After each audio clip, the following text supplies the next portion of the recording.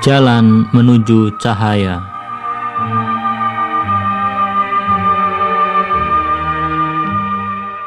Bismillahirrahmanirrahim. Assalamualaikum warahmatullahi wabarakatuh. Saudara pendengar, kita kembali berjumpa dalam acara Tafsir Al-Quran yang akan mengulas secara ringkas tafsir Al-Quran, dan kini kita simak bersama ayat ke-23. وَإِن كُنتُمْ فِي رَيْبٍ مِّمَّا نَزَّلْنَا عَلَىٰ عَبْدِنَا فَأْتُوا بِسُورَةٍ مِّن مِّثْلِهِ وَادْعُوا شُهَدَاءَكُم مِّن دُونِ اللَّهِ إِن كُنتُمْ صَادِقِينَ. Yang artinya, dan jika kalian merasa ragu pada apa yang kami turunkan kepada hamba kami, maka buatlah sebuah surah yang menyerupainya, dan ajaklah saksi-saksi kalian selain Allah jika kalian benar. Untuk membuktikan kebenaran kenabiannya, maka setiap nabi harus menunjukkan mukjizat yang tak ada orang lain mampu melakukannya. Mukjizat Rasulullah adalah Al-Quran, karena manusia tidak mampu menciptakan sebuah kitab yang menyerupainya dari segi keindahan gaya bahasanya maupun kehebatan isinya. Berkali-kali Allah mengajak para penentang Islam dan menantang mereka dengan mengatakan bahwa jika kalian tidak mau menerima bahwa kitab ini datang dari sisi Allah Subhanahu wa Ta'ala dan menganggapnya sebagai ciptaan manusia, maka buatlah sebuah kitab yang menyerupainya. Sehingga jika kalian berhasil mendatangkan kitab yang seperti itu, maka agama Islam akan musnah dengan sendirinya. Yang menarik dari masalah ini, Al-Quran berkali-kali memberikan keringanan kepada pihak musuh. Sekali Al-Quran mengatakan, buatlah kitab yang menyerupainya. Di tempat lain ia mengatakan, buatlah 10 surah yang menyerupainya. Sedangkan di dalam ayat ini, Al-Quran mengatakan, minimal buatlah sebuah surat yang menyerupainya salah satu di antara surat-surat Al-Quran. Dari sisi lain, Al-Quran juga mendorong mereka untuk melakukan pekerjaan ini dengan mengatakan, ajaklah pembantu-pembantu kalian dari segala penjuru dunia dan saling tolonglah kalian untuk melakukan itu. Tetapi ketahuilah bahwa kalian tak akan pernah mampu melakukannya. Meskipun semua nabi memiliki mukjizat, namun mukjizat Rasulullah SAW, yaitu Al-Quran, memiliki berbagai keistimewaan. Dalam kesempatan ini kami akan menguraikan secara singkat 4 hal dari keistimewaan Al-Quran ini. Pertama, kekuatan Al-Quran. Mukjizat para nabi lain tidak memiliki lidah untuk menyatakan dirinya, sehingga para nabi tersebut harus menyertai mukjizat mereka dan menyatakan bahwa yang mereka perbuat itu adalah mukjizat. Sedangkan Al-Quran tidak memerlukan seseorang untuk memperkenalkannya sebagai mukjizat, karena ia sendiri menyuruh para penentangnya untuk bertanding sekaligus mengalahkan mereka.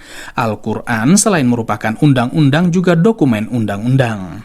Kedua, kekekalan Al-Quran.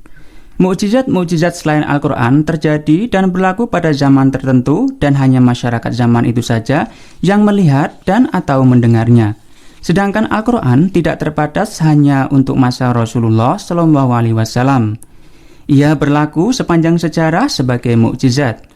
Berlalunya zaman bukan hanya tidak menggoyahkan Al-Quran, bahkan berbagai pengetahuan dan permasalahan yang terkandung di dalamnya semakin terbuka dan terbukti kebenarannya.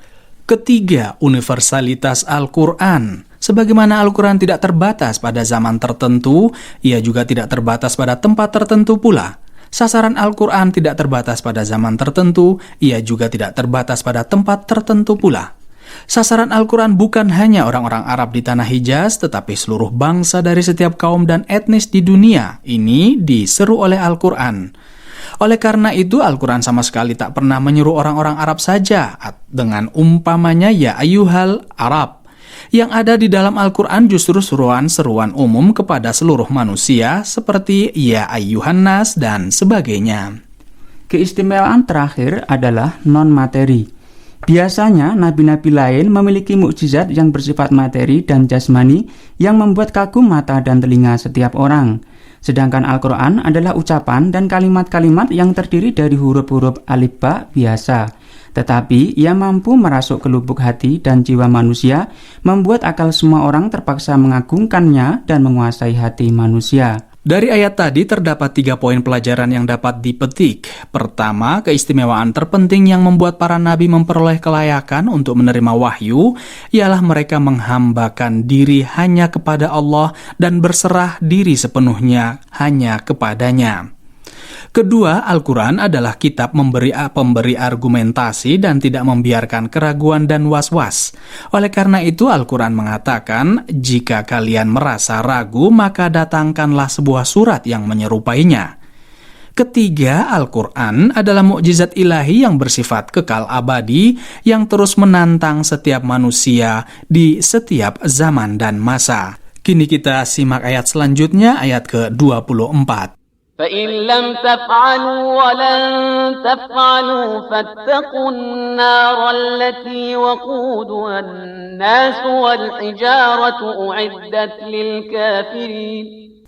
Yang artinya, jika kalian tidak melakukannya dan kalian tidak akan mampu melakukannya, maka berhati-hatilah kalian akan neraka yang berbahan bakar manusia dan batu, yang disediakan bagi orang-orang yang kafir. setelah ayat sebelumnya menantang orang-orang kafir agar mendatangkan sebuah surat yang menyamainya, ayat ini menegaskan bahwa kalian, orang-orang kafir, tak akan mampu melakukannya. Kalian yang hidup pada zaman Rasulullah dan mengenali dengan baik bahasa dan kalimat-kalimat Al-Quran tak akan mampu, tidak juga siapapun manusia di masa mendatang akan mampu melakukannya. Karena kalamullah sama dengan Allah itu sendiri tak mungkin dibandingkan dengan manusia dan ucapan manusia. Kemudian Al-Quran mengancam musuh-musuh dengan api jahanam dan menyebutkan bahan bakar jahanam adalah tubuh para pembuat dosa dan pengingkar. Yang dimaksud dengan batu-batu di dalam ayat ini ialah semacam batu bara yang menyalakan api neraka, atau batu-batu yang dipakai untuk membuat patung-patung batu yang disembah oleh musuh-musuh Nabi Islam. Lalu sebagai bukti kesesatan mereka, Allah akan menghadirkan patung-patung tersebut sebagai bukti bagi kesesatan mereka. Sebagaimana di dalam ayat 98 surah Al-Anbiya yang artinya, kalian dan sembahan kalian akan menjadi bahan bakar neraka. Dari ayat tadi terdapat 3 poin pelajaran yang dapat dipetik. Pertama, berbicaralah dengan tegas kepada musuh-musuh agama kita berkenaan dengan kebenaran agama Islam.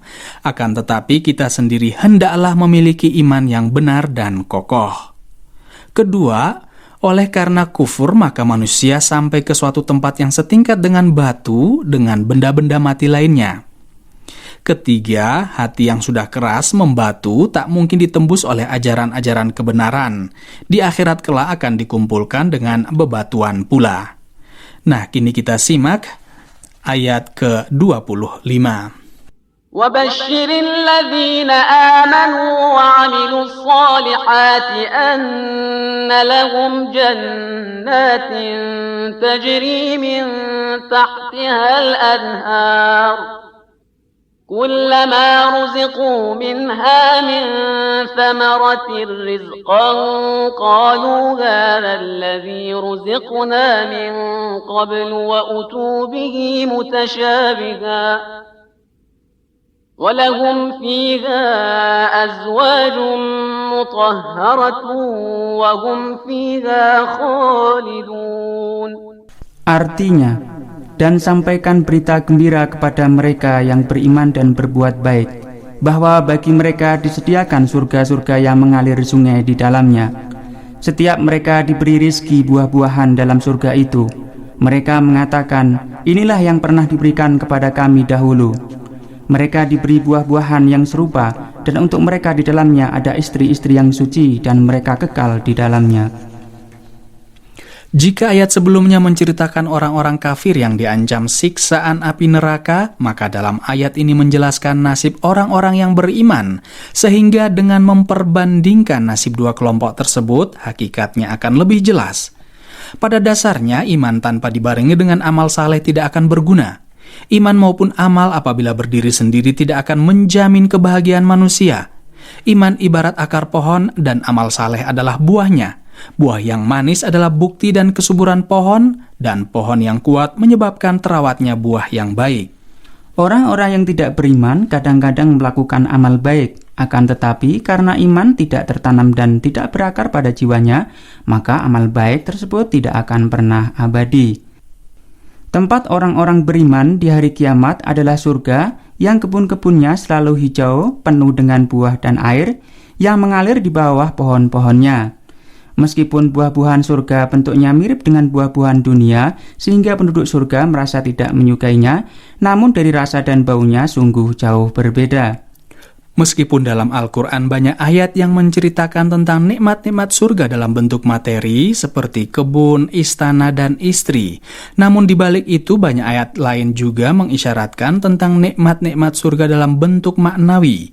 Seperti dalam surat At-Taubah ayat 72, setelah menyebutkan nikmat-nikmat surga secara materi juga mengatakan, dan kerelaan Allah jauh lebih besar, artinya kerelaan Allah jauh lebih besar dari lainnya. Dalam surat Al-Bayyinah ayat ke-8 juga dikatakan yang artinya Allah rela kepada mereka dan mereka juga rela kepadanya.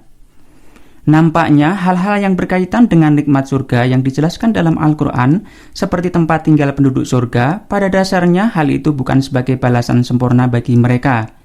Akan tetapi keberadaan mereka di tengah-tengah para nabi dan wali-wali Allah, orang-orang suci dan orang-orang saleh adalah bagian dari keuntungan maknawi dan kelezatan bagi penduduk surga. Dari ayat tadi terdapat 4 poin pelajaran yang dapat dipetik. Pertama, untuk menciptakan pendidikan yang benar, di samping ancaman juga harus diiringi dorongan. Selain berisi ancaman neraka bagi orang-orang kafir, ayat ini juga berisi kabar gembira bagi orang-orang yang beriman. Bukti adanya iman berada pada amal saleh. Oleh karena itu, Al-Quran selalu menggandengkan dua hal tersebut dan berkata, orang-orang yang beriman dan melakukan amal saleh. Ketiga, dalam bahasa Al-Quran, amal saleh adalah amal yang dilakukan dengan ikhlas hanya untuk Allah.